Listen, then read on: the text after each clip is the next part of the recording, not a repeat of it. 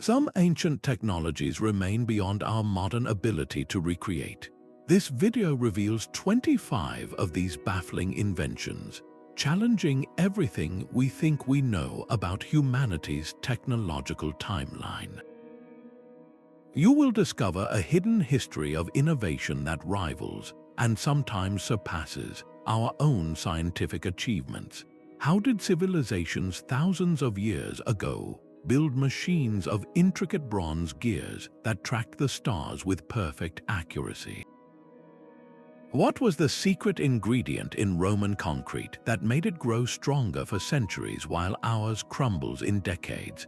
After witnessing these forgotten marvels, what does true technological progress really look like to you?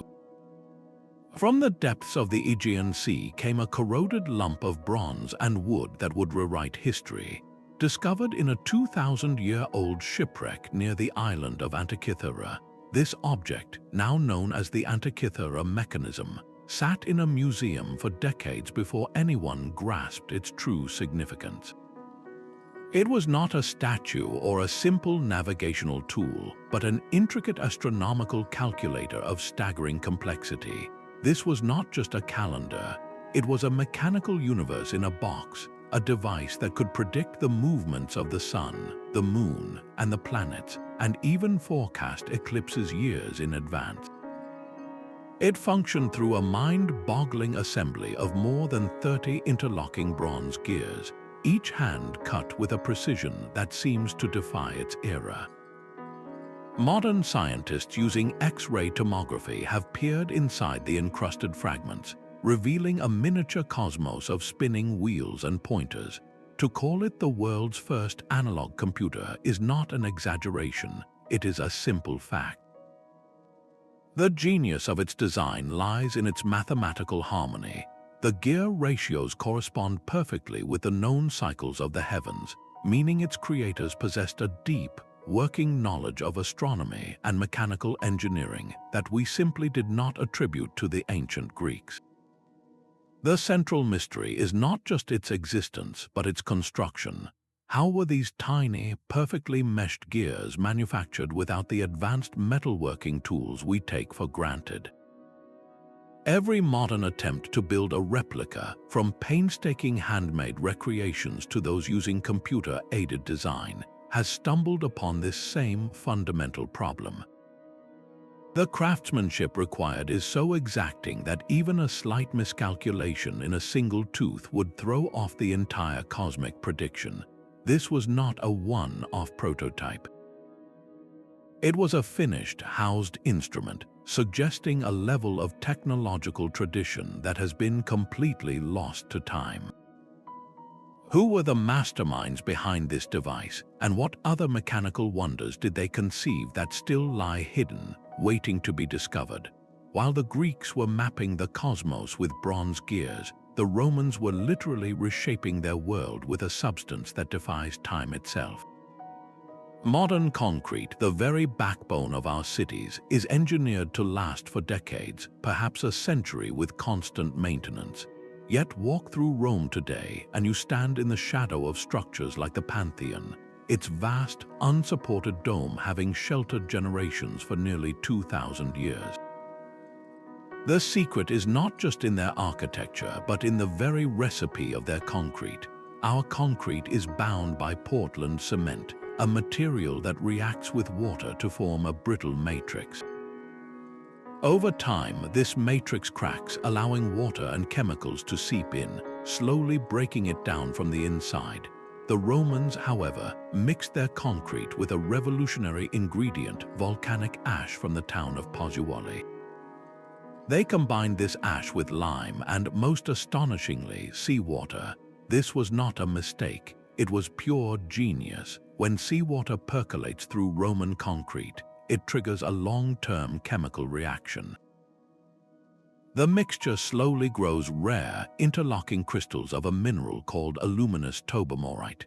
These crystals act like tiny, self-generating reinforcements, filling cracks as they form and actually strengthening the material over centuries.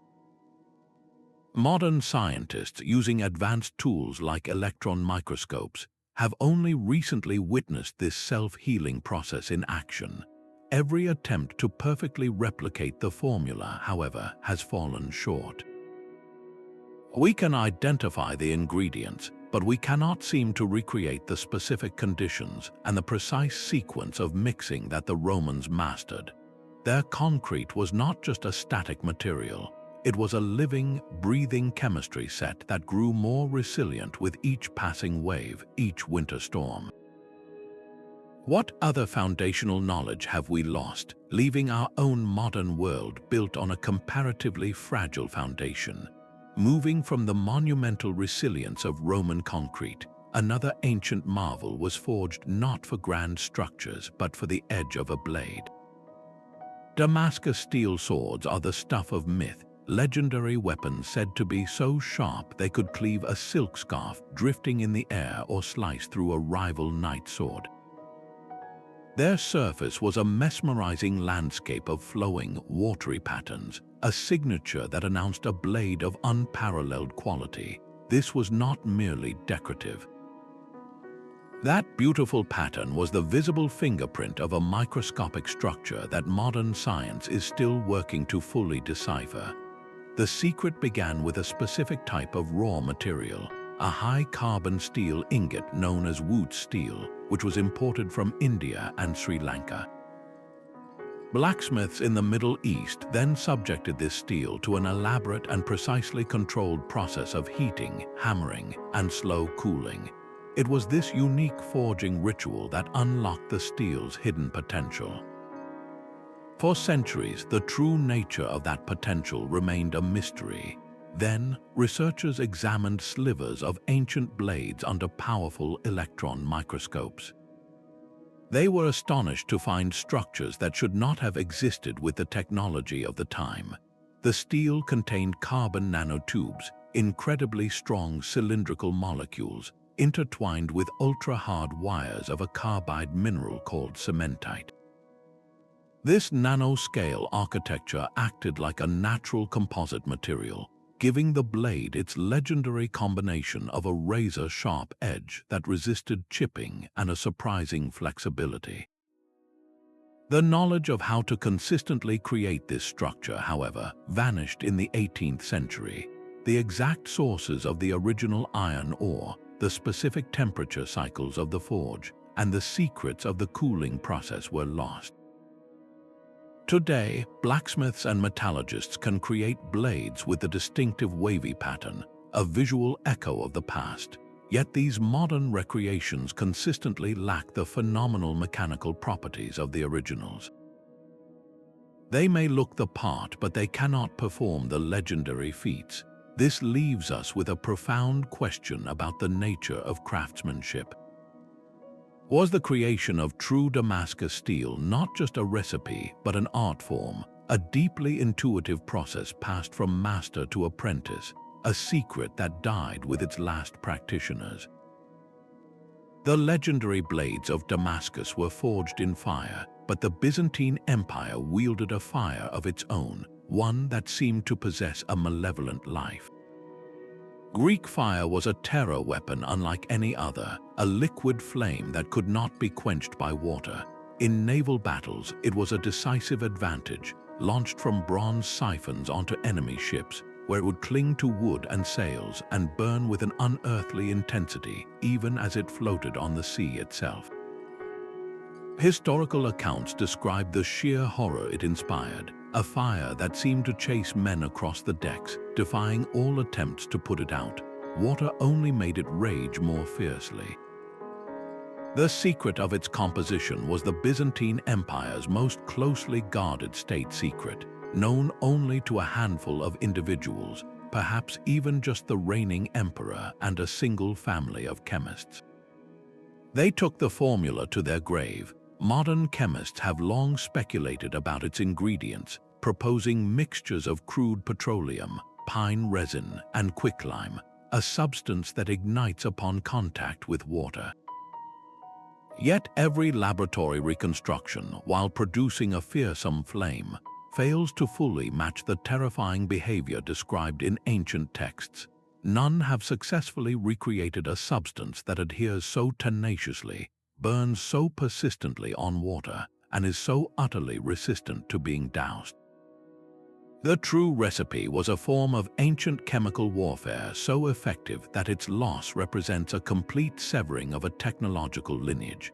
This leaves us to wonder how many other powerful discoveries, born from a unique fusion of available resources and brilliant, guarded innovation, have vanished without a trace, their potential forever locked in the past. Fierce and unquenchable Greek fire represents a terrifyingly tangible lost technology, yet another ancient secret exists that is entirely written in riddles. Locked away in a vault at Yale University is a small, unassuming book that has become the most mysterious manuscript in the world. The Voynich manuscript, carbon dated to the early 15th century, is filled from cover to cover with elegant, looping script in a language that does not exist. Not a single word of it has ever been deciphered. Its pages are a gallery of the bizarre, illustrated with plants that seem to belong to another world, their leaves and flowers unlike any species known to botany. You will find astronomical diagrams populated by unfamiliar stars arranged in impossible constellations, and biological sections depicting tiny, naked human figures bathing in and connected by a complex network of intricate green tubes. For over a century, the world's top cryptographers, linguists, and mathematicians have tried to break its code. They have subjected its patterns to frequency analysis, run its text through powerful supercomputers, and applied every known cipher from history. All have failed completely. The manuscript's internal structure shows a complexity that rules out a simple hoax, its word patterns mirroring the rules of a genuine, natural language. This is not a random jumble of characters. It is a coherent system of communication that we simply cannot read. The central question is paralyzing. Is it an encoded book of lost herbal knowledge, a secret alchemical text, or a detailed record of an entirely different system of thought? The Voynich manuscript stands as a silent, maddening monument to the limits of our comprehension. It forces us to confront a profound possibility that an entire branch of medieval knowledge, with its own unique logic and language, has vanished so completely that we cannot even begin to understand what we are looking at. What other profound ideas have been lost because we lost the key to their translation? While the Voynich manuscript presents a silent, textual enigma, a different kind of puzzle was unearthed from the dusty soil outside Baghdad. It is a simple object, a clay jar no larger than a hand, yet it holds a controversy that could rewrite the history of technology. Inside this jar, archaeologists found a copper cylinder, and within that, an iron rod, all sealed with an asphalt plug. To the untrained eye, it looks like a peculiar container for a scroll or a simple religious relic, but to a handful of researchers, it is something else entirely: the Baghdad battery. The theory is as shocking as its potential function.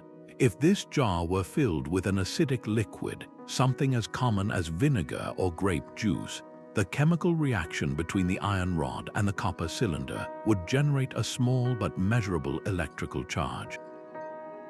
It would become a primitive galvanic cell, a battery 2,000 years before Alessandro Volta invented his voltaic pile in the 19th century.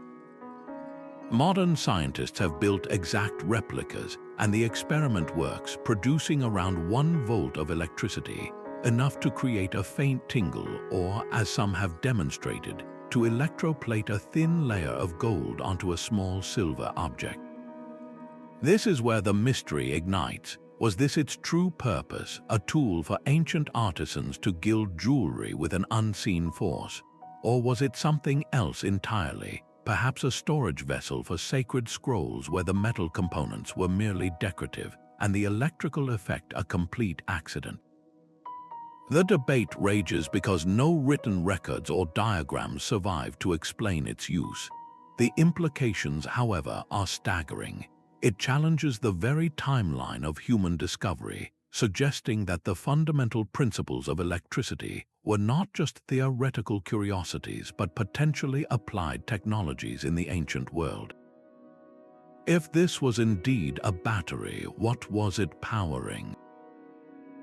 Were there larger banks of these cells connected to create a more significant current? Could this faint spark have been used for medical therapy, as some historians speculate, or for religious ceremonies to create a sense of divine power? The Baghdad battery stands as a humble, silent vessel, guarding a secret that hums with the ghost of a charge we are only now learning to detect. It forces us to ask whether our ancestors not only harnessed fire and water, but may have also tamed a force we consider uniquely modern, leaving behind only this cryptic clay jar as a clue. Deep in the river deltas of Costa Rica, a different kind of ancient perfection lies half buried in the earth. The stone spheres of the Diquis culture are not just rocks, they are monuments to geometric obsession. Scattered across the landscape, these spheres range from the size of a melon to colossal orbs weighing as much as 2 elephants, a staggering 16 tons. Their surfaces are unnervingly smooth, their curves so flawless that when measured with modern instruments, the variation in their diameter is a matter of mere millimeters. This is not the work of random erosion or nature's hand. These are manufactured objects of breathtaking precision, carved over 1,000 years ago by a people who left no written record to explain their achievement. The central puzzle is not their existence but their method. How did these artisans, working only with stone hammers and other primitive tools, achieve a near-perfect spherical shape without the aid of lasers, calipers, or even a simple metal compass? The process remains a profound mystery. Modern stonemasons, attempting to replicate the spheres using only the tools available to the Diquis, have found the task to be one of almost unimaginable patience and skill. It requires constantly checking the curvature from every conceivable angle, pecking away tiny fragments of stone over countless generations, guided by an intuitive understanding of form and balance that seems almost supernatural to our modern sensibilities. This was not a single project but a cultural tradition spanning centuries. The purpose behind these enigmatic objects is equally elusive. Were they celestial markers arranged to point toward significant stars or solar events? Some spheres have been found aligned in complex patterns, suggesting an astronomical function. Or were they symbols of power and status, the ancient equivalent of a king displaying his wealth and authority through these immovable, perfect objects? Perhaps they held a deeper spiritual meaning, representing the cosmos or deities in a belief system we can no longer comprehend. Each theory offers a glimpse, but none provide a definitive answer. The stone spheres stand as a silent, stubborn rebuke to the idea that advanced technological achievement requires complex machinery. They represent a different kind of genius, one rooted in an intimate, generational knowledge of material and form. They force us to ask what other forms of high art and science, expressed not in gears or chemistry but in pure, perfect shape, have been completely erased by time, leaving behind only these silent, stone questions scattered in the jungle. A silent, circular library of symbols rests behind museum glass, a message from the Minoan world that refuses to be read. The Phaistos disc, a simple, fired clay object unearthed on the Greek island of Crete, is one of history's most stubborn enigmas. On both of its faces, a continuous spiral of tiny, stamped symbols winds from the outer edge toward the center, a coded sequence of 241 individual tokens. These are not hand-drawn marks, but impressions made with precision-carved seals, a form of movable type printing that would not reappear in Europe for another 3,000 years. This single fact elevates the disc from a curious artifact to a technological anomaly. Its very creation implies a system, a purpose for producing multiple copies of a specific message, yet no other examples have ever been found. The 45 distinct signs are a gallery of the familiar and the bizarre, depicting human figures, birds, fish, and plants alongside abstract shapes and tools like shields and carpenter's squares. Linguists have spent over a century trying to crack its code, applying every known decipherment technique. Is the spiral meant to be read from the outside in or the inside out?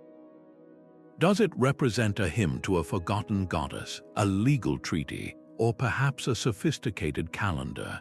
Each theory seems plausible until another expert points out a fatal flaw in its logic. The symbols do not correspond to any known writing system from the region, leaving the disk as a solitary outlier, a single, loud shout in a language we are completely deaf to. This is not a matter of a few missing words. It is a complete system of thought captured in clay, a snapshot of a technology and a language that flourished and then vanished without a single other trace. The disk's lonely existence forces a haunting question. How many other revolutionary ideas were born in antiquity, used briefly by a single culture, and then lost for millennia, leaving behind only a single, incomprehensible clue to taunt future generations? Far from the silent libraries of clay disks, Norse sagas whispered of a different kind of magic, one that guided ships across the trackless gray expanse of the North Atlantic. They spoke of a sunstone, a mystical crystal that could reveal the sun's position on a completely overcast day, or even after it had slipped below the horizon. For centuries, this was dismissed as mere poetic legend, but modern science has uncovered a startling truth behind the myth. The key appears to be a transparent crystal known as Iceland spar, a form of calcite that possesses a remarkable property called birefringence. When you look through this crystal, you see a double image, but when you point it toward the hidden sun, even through thick cloud cover, the crystal's internal structure interacts with the polarized light scattered by the atmosphere. By rotating the stone until the two images merge into one of equal brightness, a skilled navigator can pinpoint the sun's location with astonishing accuracy. Researchers have tested this theory on the open sea, demonstrating that a sunstone can determine the sun's position within a single degree of accuracy, even when the sun itself is completely invisible. The challenge, however, lies not in the crystal itself, but in the lost human skill required to use it.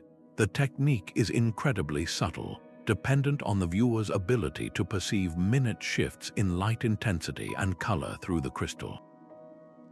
It requires a specific viewing angle and a deep, intuitive understanding of the sky's changing patterns, a knowledge passed down from master navigator to apprentice over generations. This was not a simple tool, it was an extension of the navigator's own senses. The implications are profound. This technology explains the impossible, how Viking longships could successfully undertake voyages from Norway to Greenland and even North America, centuries before the magnetic compass was introduced to Europe. They were not merely brave explorers blindly trusting to luck. They were master mariners wielding an optical technology so advanced that we are only now relearning its basic principles. Their sunstone represents a perfect fusion of natural material and human intuition, a sophisticated navigation system that vanished from common use, leaving behind only echoes in old stories and a crystal that still holds a little of its ancient magic. High in the Andes, the stones of Sacsayhuaman speak a silent language of impossible geometry. These are not simple walls near Cusco, Peru, but a colossal jigsaw puzzle carved from the earth itself. Imagine limestone blocks so massive that a single one can weigh as much as 2 fully loaded semi-trucks, a staggering 120 tons. yet their immense size is not their most baffling feature. It is the way they fit together. Each polygonal stone with its complex multi-angled faces locks perfectly into its neighbors. The joints are so exact that for centuries, not even the blade of a knife or the corner of a piece of paper could be forced between them. This was all accomplished without a single drop of mortar to bind them, and without the use of the wheel, iron tools, or even a written language to draft the plans. How did the Inca achieve this? The process remains one of history's great engineering riddles. Theorists suggest they may have used logs to roll the stones, or sanded the surfaces by rubbing stone against stone for generations. But the sheer logistics of moving these behemoths across mountainous terrain and then lifting them into place defies easy explanation. The true genius of the design, however, reveals itself during an earthquake. When the ground shakes, modern buildings with their rigid, rectangular blocks are prone to cracking and collapse. The walls of Sacsayhuaman, with their interlocking, irregular shapes, dance with the seismic waves. They shift and settle, absorbing the energy, and then simply settle back into place, unmoved after centuries of tremors that have toppled the Spanish colonial buildings constructed right beside them. Modern engineers, armed with laser levels and computer models, stand in awe of this inherent seismic intelligence. Attempts to replicate the construction using only primitive tools have demonstrated the monumental skill required. It was not a matter of brute force, but of a profound, intimate understanding of material behavior and structural dynamics, a knowledge so advanced it was literally set in stone, waiting for us to rediscover its principles. While the Inca mastered the dance of stone in earthquakes, another ancient structure stands as a stoic sentinel against a different, more patient force, the relentless decay of rust. In a quiet corner of Delhi, a 7-meter-tall iron pillar has endured for over 1,600 years, completely exposed to monsoon rains and scorching sun. It should be a crumbling, orange relic, yet its surface remains smooth and largely uncorrupted, a defiance of metallurgy that baffles scientists to this day. The secret lies in a ghost-thin, protective skin on the metal, a passive film only recently identified as mesawite. This is not a simple layer of paint or a lucky accident. Mesawite is a complex compound of iron, oxygen, and hydrogen that forms a perfect, invisible barrier, shielding the raw iron beneath from the elements. The profound mystery is not that this layer exists, but how ancient Indian metalworkers managed to create it so uniformly throughout a pillar weighing over 6 tons. They worked with primitive, small-scale furnaces called bloomeries, which typically produce iron that is porous, slag-ridden, and highly susceptible to rust. This pillar, however, is forged from a single, massive piece of astonishingly pure wrought iron. Modern researchers have analyzed its composition and discovered a high phosphorus content, a key ingredient that, when processed correctly, encourages the formation of the protective mesawite layer. Yet every attempt to replicate the exact forging process has fallen short. We can identify the chemical ingredients, but we cannot seem to recreate the specific sequence of heating, hammering, and cooling that the ancient blacksmiths perfected, a ritual that somehow coaxed the metal to form its own perfect, self-healing shield. This was not a one-in-a-million fluke. It was a repeatable, sophisticated technology, a level of ironworking mastery that would not be seen in Europe for more than a millennium. The pillar stands not as a monument to a king, but to a forgotten science, a silent challenge to our modern assumptions about the limits of ancient ingenuity. How many other formulas for longevity, written not in words but in the very structure of metal, have we yet to rediscover? The silent defiance of the Delhi iron pillar is a marvel of preservation, but on the windswept plains of Peru, an entire landscape was deliberately transformed into a canvas of enduring questions. The Nazca lines are not just drawings, they are a colossal gallery etched directly into the desert floor. Stretching across nearly 250 square miles, these geoglyphs depict a menagerie of creatures: a hummingbird with wings outstretched, a spider with unnervingly accurate legs, a massive monkey with a spiraling tail, and geometric shapes so vast they can only be comprehended from high above. Created over a 1,000-year period, these images were not painted on the surface but carved into it. The Nazca people meticulously removed the top layer of dark, sun-baked pebbles to reveal the stark white gypsum crust beneath, creating lines of profound contrast that have endured for 2 millennia. The central, baffling mystery is one of perspective and purpose. How did a culture without flight, without hot air balloons or any form of aerial surveillance, design and execute these massive figures with such flawless proportions and alignment? The curves of the pelican are smooth, the angles of the trapezoids are sharp and true, all executed on a scale that is literally invisible from the ground. Modern experiments have shown just how difficult this is.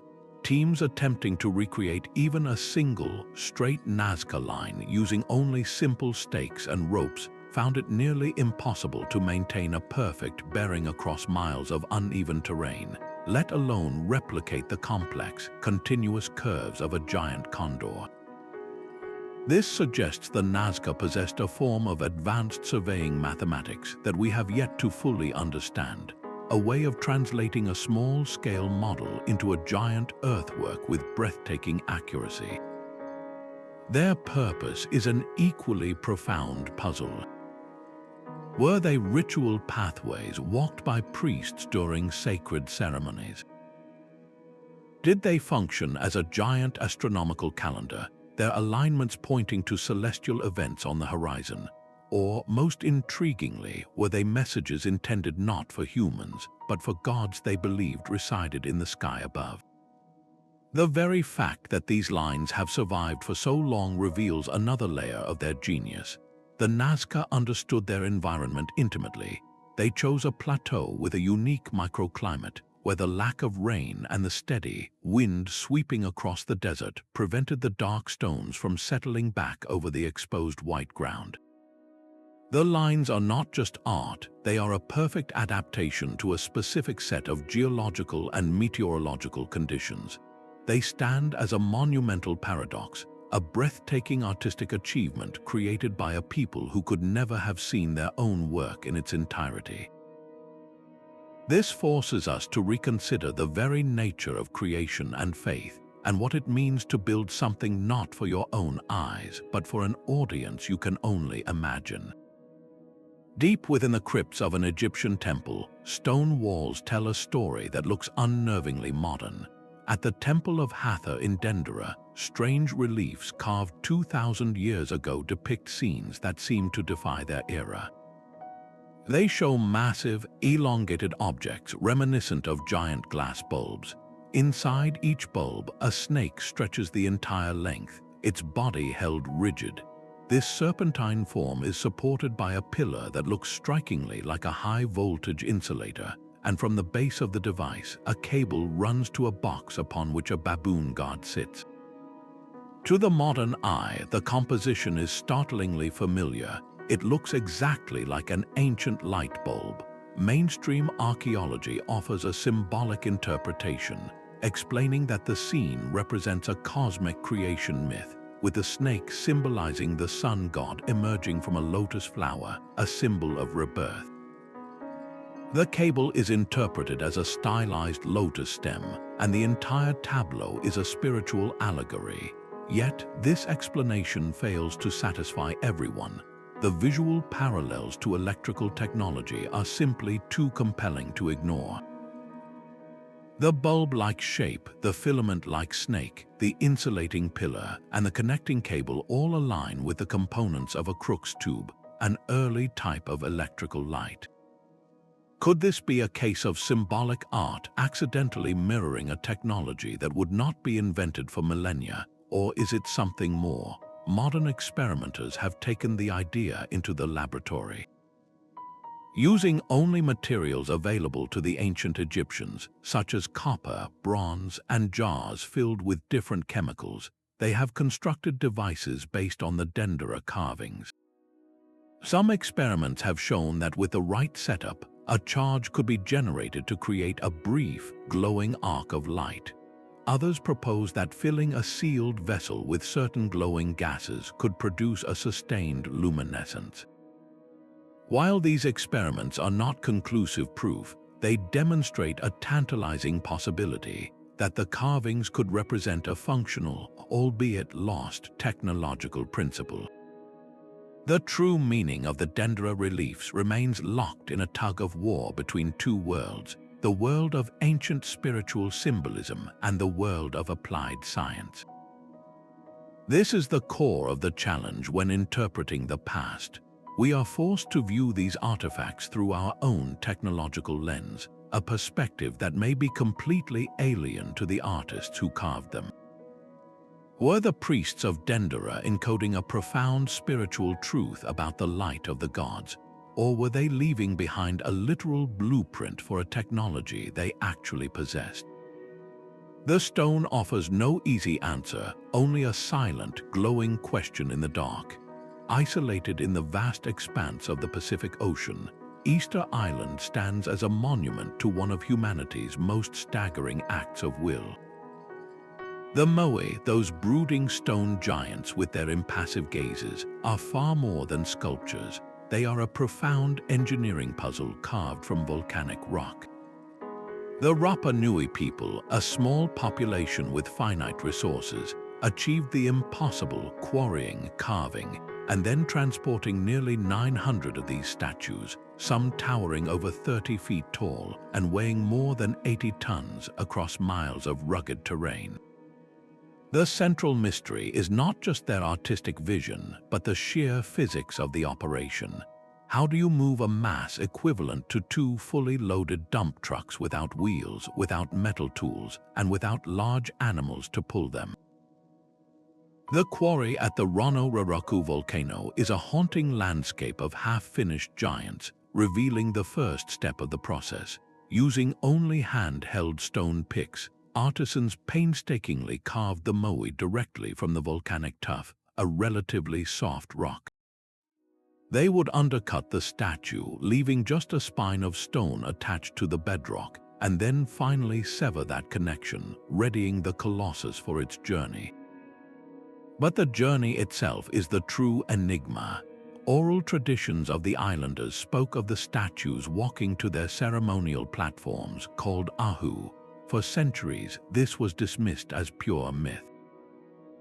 Then, modern researchers put the legend to the test by lashing ropes around the head of a concrete replica and having teams pull in a rhythmic, rocking motion. They demonstrated that a multi-ton statue could indeed be made to walk, swaying from side to side as it was inched forward across the landscape. This method, while plausible, is incredibly dangerous and requires exquisite coordination, suggesting a society with a deep, communal understanding of balance and leverage. Yet, even this breakthrough does not fully solve the mystery. The island is crisscrossed with ancient roads leading from the quarry, and along these roads, archaeologists have found discarded moai that appear to have fallen and broken during transport. The pattern of these breaks and the wear on the roads hint that the walking method may have been just one technique among several, perhaps including the use of log rollers or a sliding sledge.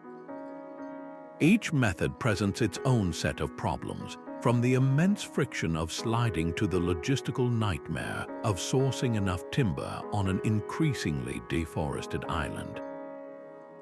The true answer may be that the Rapa Nui were master adapters, using different solutions for different paths and different-sized statues. This was not a single secret technique, but a fluid, sophisticated application of physics and raw human effort. The scale of this undertaking for a small, isolated community is almost beyond comprehension. It represents a level of social organization and shared purpose that allowed them to literally move mountains, or at least to make mountains walk.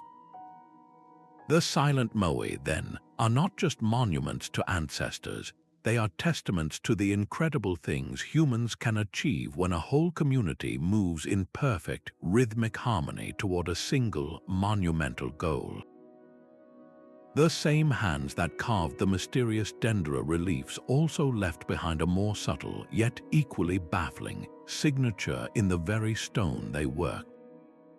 Scattered throughout Egypt, embedded in statues, sarcophagi, and temple blocks, are perfectly cylindrical drill holes. At first glance, they seem unremarkable, but a closer examination reveals an engineering anomaly that stops modern experts in their tracks.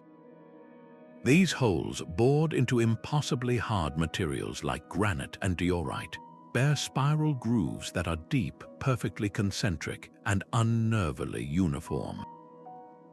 The real shock comes from analyzing these grooves. They indicate a feed rate, the speed at which the drill bit advanced into the stone, that is simply staggering.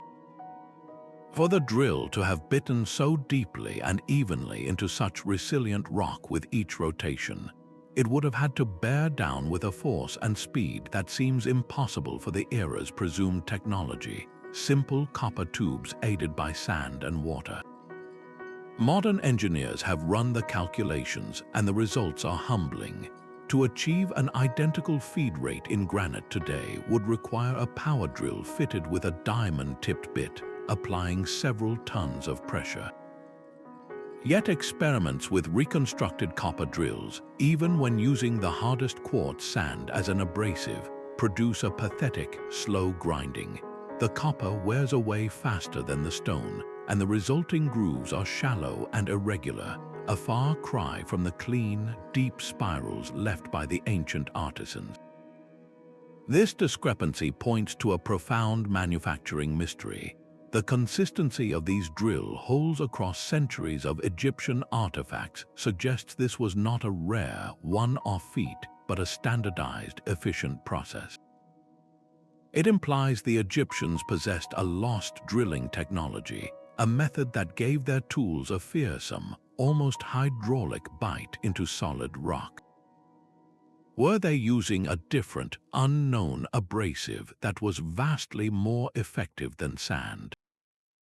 Could they have developed a mechanical means to apply immense, consistent pressure, perhaps through a sophisticated lever or weighted pulley system that has since been lost? Or does the answer lie in a completely different principle of cutting, one we have not yet conceived? These silent, cylindrical voids in the stone are more than just holes. They are negative spaces that outline the ghost of a forgotten technology, challenging our most basic assumptions about the tools and capabilities of one of the world's most enduring civilizations. From the quarries of Egypt to the mountains of California, another artifact defies any simple explanation. In 1961, 3 gem hunters searching for geodes near the town of Olancha made a discovery that would ignite decades of fierce debate. They cracked open what appeared to be a completely ordinary, ancient geode, only to find a perfect white ceramic ring surrounding a 2-millimeter metal shaft at its core. The entire object was encased in a hard, shell-like layer of hardened clay, pebbles, and fossil shells. To any modern eye, the inner component looked unmistakably like a 20th-century spark plug.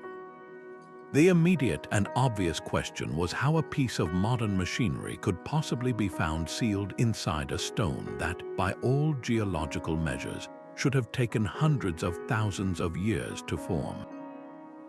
The controversy only deepened from there. One theory posits that the object is not a geode at all, but a concretion, a lump of minerals that can form relatively quickly around a foreign object. Yet, even this explanation is fraught with problems. The specific conditions required for such a perfect, dense encasement are rare, and the suggested timeline still seems impossibly short. X-ray analysis revealed that the metal shaft is magnetic, suggesting iron, and the ceramic insulator is a complex fired material, while a spark plug company later identified it as resembling one of their own models from the 1920s. The match was not perfect, and the object's unique features have kept the mystery alive. The core of the puzzle is a direct challenge to our understanding of deep time. If the Coso artifact is genuinely ancient, it implies the existence of a technologically advanced society in a period when our ancestors were only just beginning to use simple stone tools.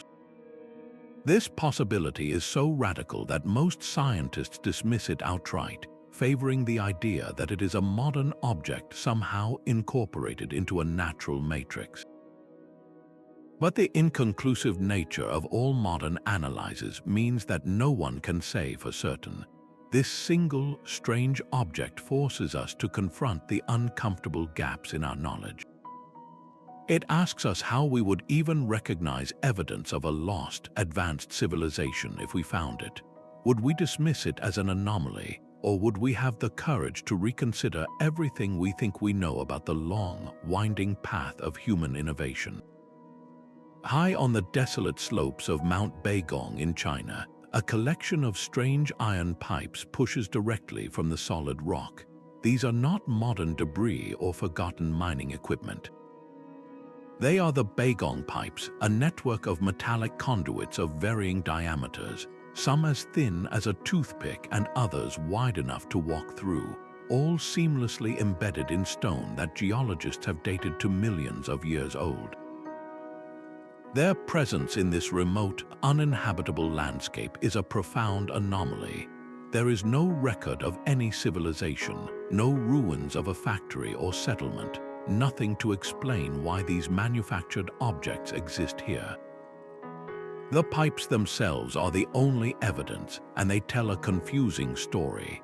Metallurgical analysis has revealed that their iron composition is unusually pure, fused with a significant amount of silicon dioxide and other elements not typically found in simple, ancient forges. This suggests a level of smelting and manufacturing sophistication that seems completely out of place, both in time and location. The pipes are not simply lying on the surface. They are part of the mountain itself, running horizontally through cliffs and descending vertically into a nearby saltwater lake, forming a complex, integrated system. The most rational explanations quickly falter. Could they be the fossilized remains of ancient tree roots that somehow mineralized into iron? The consistent, hollow cylindrical shapes and the specific, sophisticated alloy composition make this natural theory difficult to accept. The alternative is even more staggering, that they are artifacts of a forgotten human, or perhaps even non-human, industry from an impossibly distant epoch. This forces a confrontation with our deepest assumptions about history. Geological time and human time are not supposed to overlap in this way. The rock itself testifies to an age of millions of years, while our records of human metallurgy span only millennia. The Baigong pipes stand as a silent, metallic scratch on the surface of deep time, a question mark forged in iron that challenges us to reconsider who might have been building on this planet and when. Scattered across the woodlands of New England, a different kind of stone mystery hides in plain sight. These are not the grand pyramids of Egypt, but low, subterranean chambers built from massive, interlocking stone slabs, often roofed with colossal capstones weighing many tons. Their architectural signature is uncanny, featuring corbelled roofs where each successive layer of stone slightly overlaps the one below, a technique famously used in the tombs of Mycenaean Greece and the passage mounds of Ireland. This is not the building style of colonial farmers, nor does it align with the known architectural traditions of the indigenous peoples of the region. The most baffling feature of these chambers is not just their construction, but their intentional alignment with the heavens. Many are oriented so that on the equinoxes or the solstices, the rising or setting sun shoots a precise beam of light directly through the entrance tunnel, illuminating the dark inner chamber for just a few minutes. This requires a sophisticated, working knowledge of celestial cycles and a deliberate architectural plan to capture that specific moment of light. Mainstream archaeology has long attributed these structures to colonial settlers, labeling them as simple root cellars or livestock shelters. Yet this explanation feels increasingly inadequate. Why would a colonial farmer go to the immense, back-breaking labor of moving 20-ton stones and aligning the doorway with the winter solstice sunrise just to store potatoes, when a simple wooden shed would have sufficed? The precision and the astronomical intent suggest a purpose far more profound, perhaps ceremonial or calendrical. This is where the mystery ignites a fierce debate. Could these chambers be physical evidence of pre-Columbian voyages across the Atlantic, built by Celtic monks, Norse explorers, or other European seafarers centuries before Columbus? The architectural parallels are too striking to ignore. Attempts to date the structures have only deepened the enigma. Radiocarbon dating of charcoal fragments found within has sometimes pointed to the colonial era, while other analyses suggest a much older origin, creating a timeline that is frustratingly contradictory. This leaves us with a landscape dotted with silent, stone questions. Were they built by forgotten visitors who brought their megalithic traditions to a new world, only to have their story erased by time? Or are they the work of a unique, indigenous culture whose full technological and astronomical capabilities we have yet to recognize? Each chamber stands as a testament to a lost chapter, its true story sealed beneath tons of unyielding stone. Deep within the mountains of China lies a story so strange it blurs the line between archaeology and science fiction. The tale of the Dropa stones begins in 1938, when an expedition supposedly discovered a series of burial caves in a remote region. Inside, they found the skeletal remains of unusually small beings, and with them, hundreds of peculiar stone discs, each with a hole in its center, resembling primitive phonograph records. According to the controversial narrative, these discs were later found to be inscribed with a microscopic spiral of tiny hieroglyphic writing, a script so fine it was virtually invisible to the naked eye. The story claims that when the writing was finally translated, it revealed an astonishing saga, a first-person account of a spacefaring people called the Dropa, whose spacecraft crashed on Earth 12,000 years ago, stranding them in this unfamiliar world. The stones allegedly told their tragic story of survival and eventual integration, a record of extraterrestrial contact from a forgotten age. Beyond the inscriptions, the discs were said to possess bizarre physical properties. They were reported to contain high levels of cobalt and other metallic elements, and some accounts even described them as vibrating or humming with a strange energy when handled. This combination of a written narrative and anomalous material science is what gives the legend its enduring power. Yet, for all the captivating details, the Dropa stones remain firmly in the realm of unverified legend. Mainstream archaeology has consistently dismissed the entire account, pointing to a complete lack of physical evidence. No museum in the world holds a verified Dropa stone. The original discs, if they ever existed, have vanished. Modern investigators who have tried to track down the artifacts or find the original expedition reports have come up entirely empty-handed, leading most scholars to conclude the story is an elaborate 20th century hoax, a fabrication that played on the growing public fascination with flying saucers and ancient astronauts. But the persistence of the mystery speaks to something deeper than mere facts. The Dropa stone's narrative, whether fact or fiction, taps directly into our fundamental desire to find evidence that we are not alone, and that our history is far grander and more mysterious than our textbooks allow. It serves as a powerful case study in how easily a compelling story can capture our imagination, and why we must balance our sense of wonder with a rigorous demand for verifiable proof. What does it say about us that we are so willing to believe in such extraordinary tales, and where do we draw the line between an open mind and a credulous one? While legends of lost civilizations persist, a tangible piece of evidence sits quietly in a museum library in Istanbul. The Piri Reis map, drawn on gazelle skin by an Ottoman admiral in 1513, is a cartographic miracle that should not exist. At first glance, it is a beautiful artifact of its time, depicting the known coasts of Europe, Africa, and the Americas. But look closer and the details become baffling. The map shows the eastern coast of South America with a precision that European explorers would not achieve for another 2 centuries. Most shockingly, it depicts a landmass to the far south that bears a startling resemblance to the continent of Antarctica. This alone is an anachronism, as Antarctica was not officially discovered until 300 years later in the 1820s. The true mystery, however, is not just that the continent is shown, but how it is shown. The Piri Reis map portrays the coastline of Queen Maud Land in Antarctica with a shape that closely matches subglacial surveys of the bedrock. Surveys that were only made possible by modern radar technology in the 20th century. This suggests the map depicts Antarctica not as it appears today under miles of ice, but as it would have looked thousands of years ago when its shores were last exposed to the open air. Admiral Piri Reis himself provided a crucial clue to this enigma.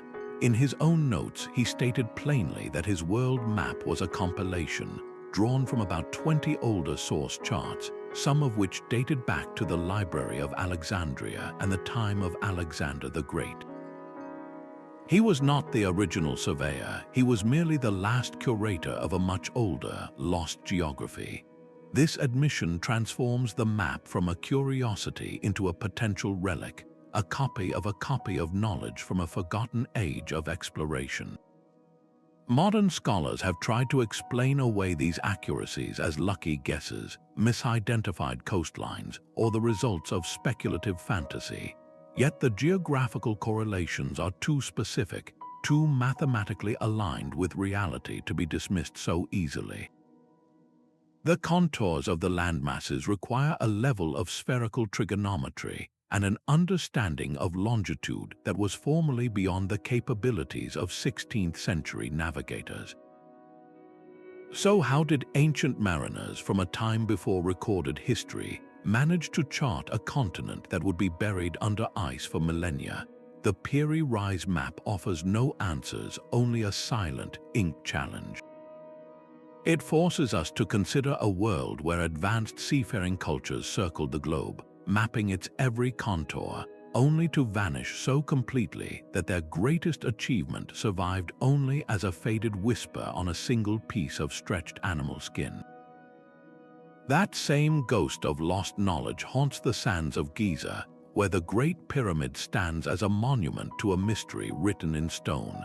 Its construction is not merely an ancient achievement, it is a logistical nightmare that defies modern replication. Just consider the raw numbers: 2.3 million limestone and granite blocks, each one quarried, transported, and set into place with a precision that borders on the impossible. Some of these stones, particularly the granite beams in the King's Chamber, weigh as much as 80 tons, a mass equivalent to a fully loaded space shuttle orbiter. How do you lift such a weight hundreds of feet into the air without cranes, without hydraulics, using only the simple tools and manpower of 4,500 years ago? The traditional theory of massive ramps spiraling around the structure presents its own colossal problem. The volume of the ramp itself would eventually exceed the volume of the pyramid, requiring more material and labor than the building it was meant to create. The pyramid's design reveals an even deeper layer of genius. Its four sides are aligned to the cardinal directions with an error of less than 1/15th of a single degree, an accuracy that rivals what we could achieve today with modern surveying equipment. This was not a lucky guess, it was a deliberate act of engineering that required a profound, working knowledge of astronomy. The mathematical proportions encoded in its dimensions seem to embed fundamental constants, including a very close approximation of the irrational number pi. This suggests the builders possessed a sophisticated understanding of geometry that we simply do not see recorded in any surviving texts from their era. Just when we think we have grasped its secrets, new technologies reveal how much we have yet to learn. Recent scans using muon tomography, a technique that uses cosmic rays to peer deep into solid rock, have detected large, unexpected voids within the pyramid's core. These are not small gaps, but significant empty spaces, potential chambers or structural features that have been hidden from view for millennia. We have mapped the surface of Mars in greater detail than we have the interior of this single human-made structure. Every modern attempt to test construction theories, whether by building small-scale models with ancient techniques or calculating the sheer manpower required for a single day's work, only highlights the immense organizational feat. This was not just about strength, it was about a society capable of orchestrating a project that would span decades, feeding and housing a workforce of thousands, and maintaining an unwavering vision across generations. The Great Pyramid, therefore, is more than a tomb. It is a silent, stubborn lesson in humility, reminding us that a civilization we consider ancient possessed a masterful, and in many ways still elusive, command of engineering, astronomy, and human potential. What other secrets are waiting, locked within those million-ton stones, for the next advance in our own technology to reveal? The Great Pyramid stands as a timeless testament to forgotten methods, but a far more recent structure echoes its mystery. In the sweltering heat of 20th century Florida, a single man performed a feat that modern engineering cannot replicate. Edward Lidskalnin, a frail Latvian immigrant barely 5 feet tall and weighing just 100 pounds, single-handedly built the Coral Castle. Over the course of 28 years, he quarried, carved, and positioned over 1,100 tons of oolitic limestone, a back-breaking task for a large construction crew with heavy machinery. He worked almost exclusively at night, shrouding his efforts in secrecy. Witnesses who dared to peek reported seeing him work alone, with no helpers and no visible equipment beyond a collection of simple hand tools, chains, and tripods made from old telephone poles. Yet they claimed to see him move massive, multi-ton blocks as if they were as light as polystyrene foam, humming them into place with an ease that defied all logic. The precision he achieved is itself a marvel. The stone gates he crafted are so perfectly balanced that a child could push them open, yet they are so tightly fitted that they remained unmoved for decades, until a repair in the 1980s accidentally disrupted their delicate equilibrium. Modern engineers have tried for years to reset that 9-ton revolving gate, but have never been able to restore its flawless, frictionless spin. Lidskalnin did not just stack rocks, he incorporated sophisticated astronomical alignments into his design.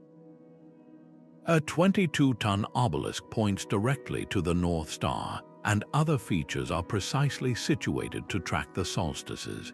When pressed on his methods, he would only give cryptic answers, claiming he had rediscovered the building secrets of the ancient Egyptians, the same principles used to erect the pyramids. He spoke of understanding the laws of weight and leverage and of harnessing the magnetic forces of the Earth itself.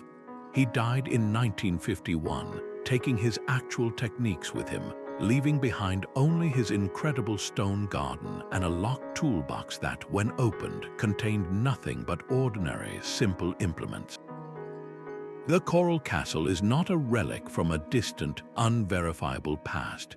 It is a 20th century puzzle, a concrete demonstration that a form of lost knowledge, a profound understanding of physics and stone, might have persisted in the mind of one man living among us and then vanished all over again. High on windswept hills across Scotland and France, the ruins of ancient forts hold a secret written in fire and stone. The walls of these Iron Age strongholds are not simply tumbled down, they are bizarrely melted. Entire sections of ramparts have been transformed into a dark, glassy substance, as if some colossal, focused heat had turned solid rock into flowing liquid that then hardened again.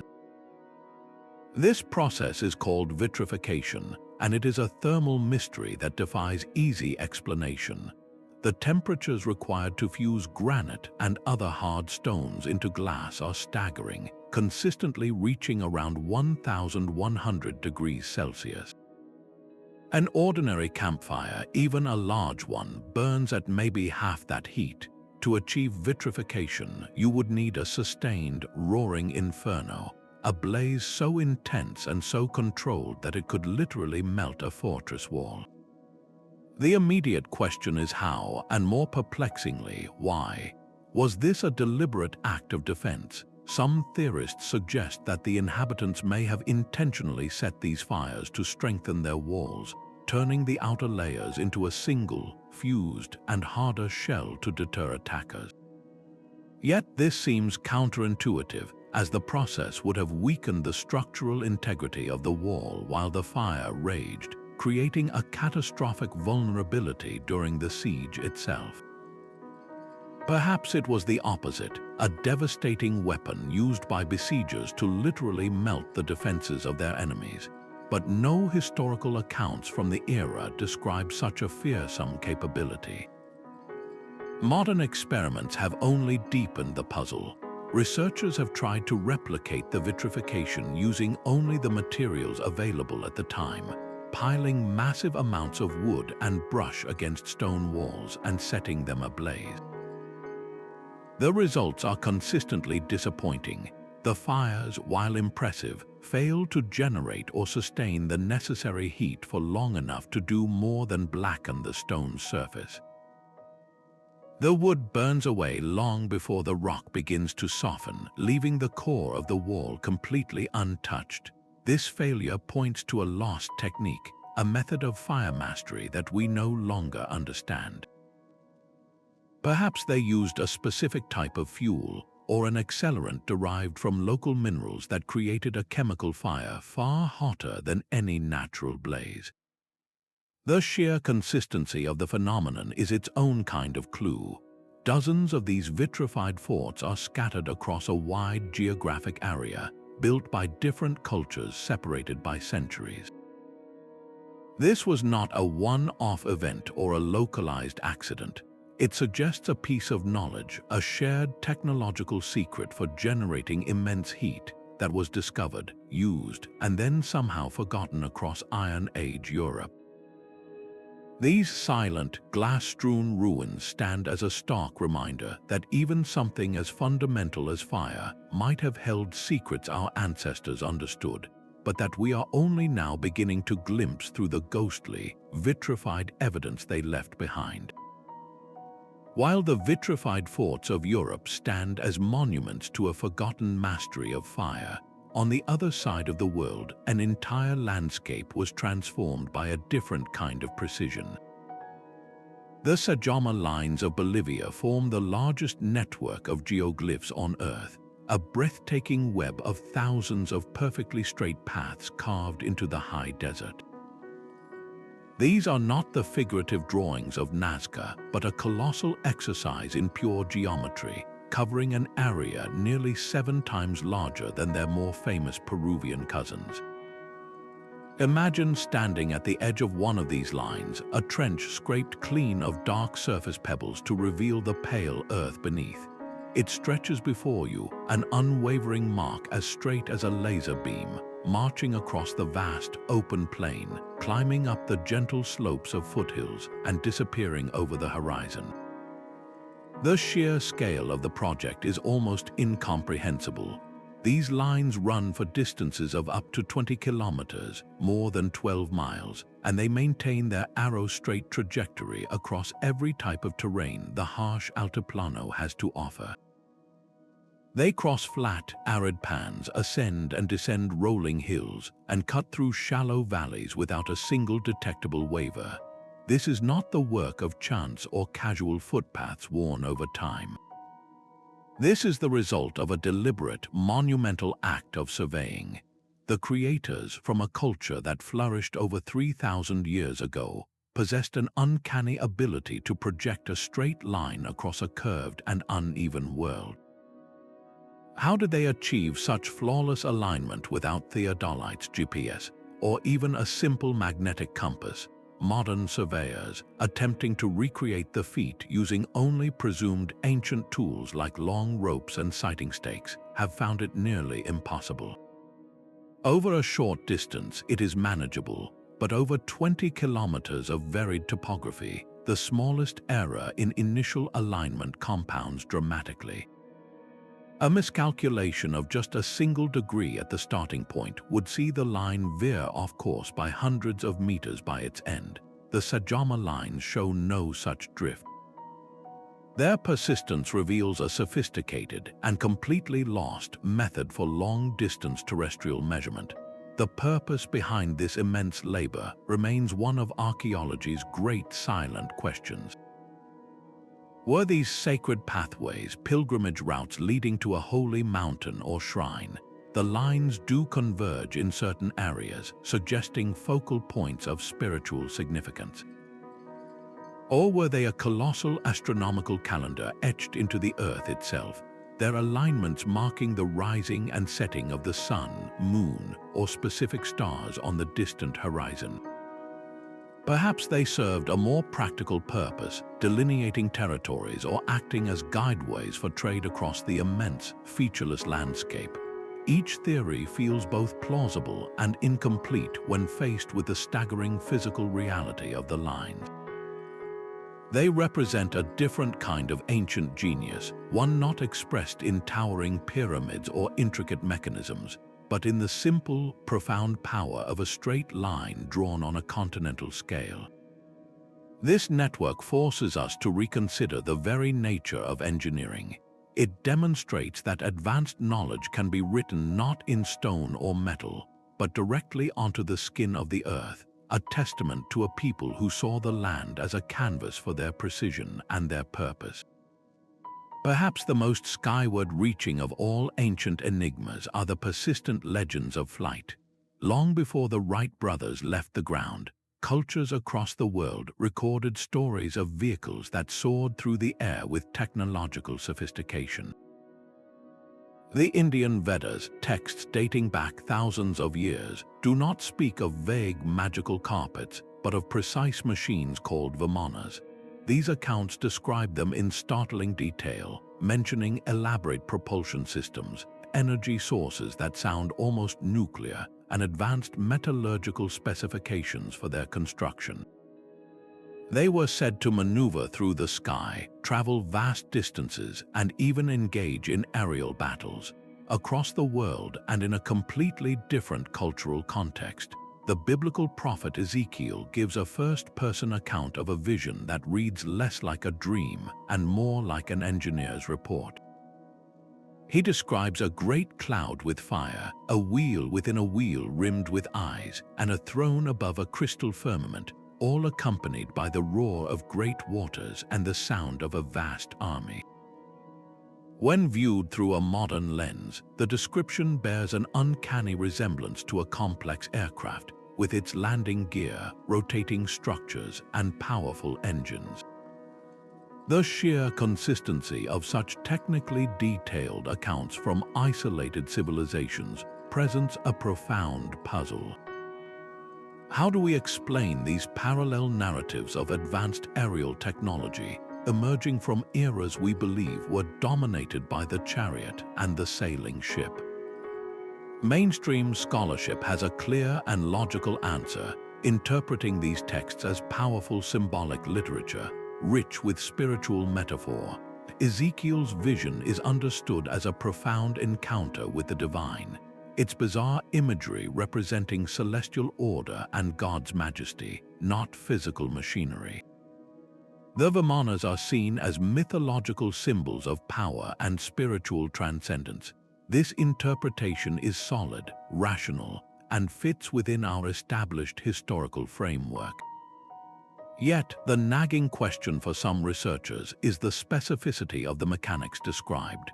Why use language that so closely mirrors engineering principles if the intent was purely allegorical? Modern attempts to take these descriptions at face value have run into a wall of practical impossibility. Teams of enthusiasts and engineers have tried to reconstruct these ancient airships using only materials and knowledge available at the time, such as wood, primitive metals, and simple mechanics. These projects consistently highlight the immense technological chasm between the description and the feasible reality. The proposed anti-gravity systems, the energy requirements for sustained flight, the structural integrity needed for aerial maneuvers, all of these elements remain far beyond the reach of any known ancient technology. The reconstructions either fail to leave the ground or are so speculative they bear little resemblance to the historical accounts. This leaves us standing at a crossroads of interpretation, a choice between two very different ways of seeing our past.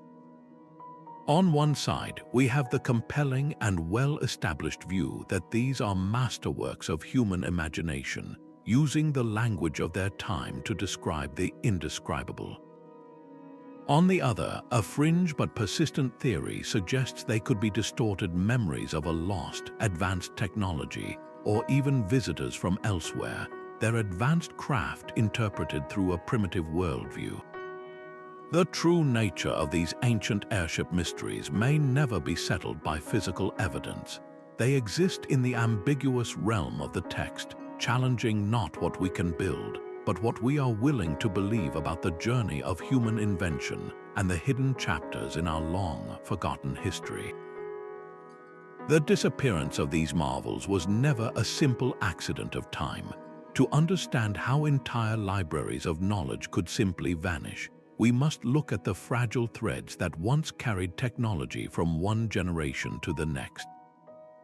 In the ancient world, the most advanced techniques were rarely written down in manuals. Instead, they lived as secrets in the minds of masters, passed in strict confidence from a parent to a single child, or from a guild elder to a chosen apprentice.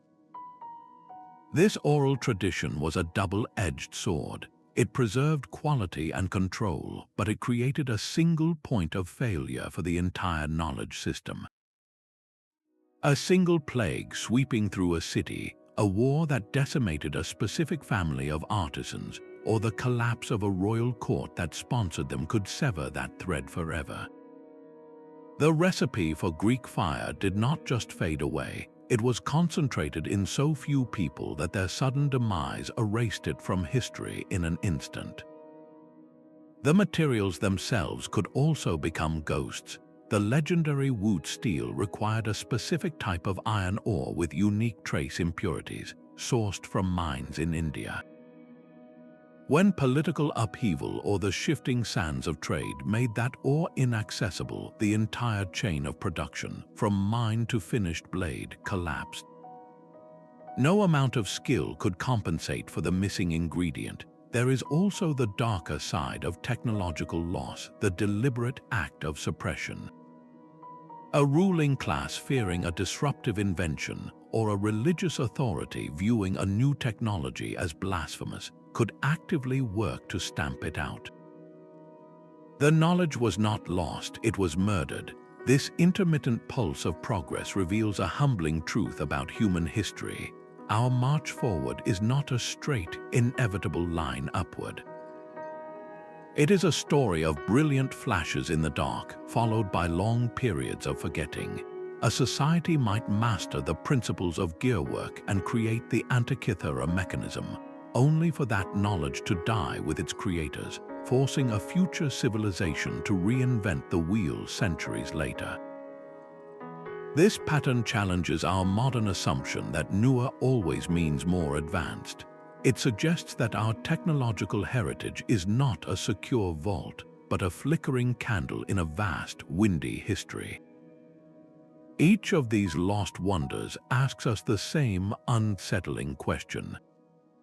What groundbreaking discoveries do we possess today that are equally vulnerable, resting on the fragile foundation of a single supply chain, or the specialized knowledge of a handful of aging experts, waiting for the next great disruption to blow them out like a flame? Our journey through these 25 ancient marvels reveals a startling truth, that human genius is not a straight line but a constellation of brilliant flashes across the dark canvas of time. We have wandered from intricate bronze gears predicting the cosmos to concrete that grows stronger with the centuries, from legendary blades forged at a molecular level to fires that could not be quenched by the sea itself. Each mystery stands as a monument to a different kind of intelligence, whether it was expressed in the perfect sphere of a stone, the silent alignment of a solstice sunrise, or the ghost of a charge in a simple clay jar. These are not merely footnotes in a history book, they are profound challenges to our modern narrative of progress. They force us to confront the uncomfortable reality that entire libraries of knowledge can vanish, severed by a single war, a lost trade route, or the death of a final master artisan. The persistent attempts by modern scientists and engineers to reverse engineer these wonders are more than academic exercises. They are a form of time travel, a desperate reach across the centuries to grasp the hands of our ancestors and reclaim a piece of our collective inheritance. These puzzles push the boundaries of our own science, demanding new ways of thinking about materials, energy, and construction. They humble us, reminding us that our own technological empire, for all its silicon and steel, rests on a foundation that is perhaps more fragile than we care to admit. Let these enduring enigmas inspire not just wonder, but a deeper curiosity about the untold chapters of our story. Which of these lost technologies speaks most powerfully to you? Was it the self-healing Roman concrete, the walking Moai, or the mysterious power of the Viking Sunstone? Share your thoughts in the comments below and join us as we continue to explore the greatest puzzles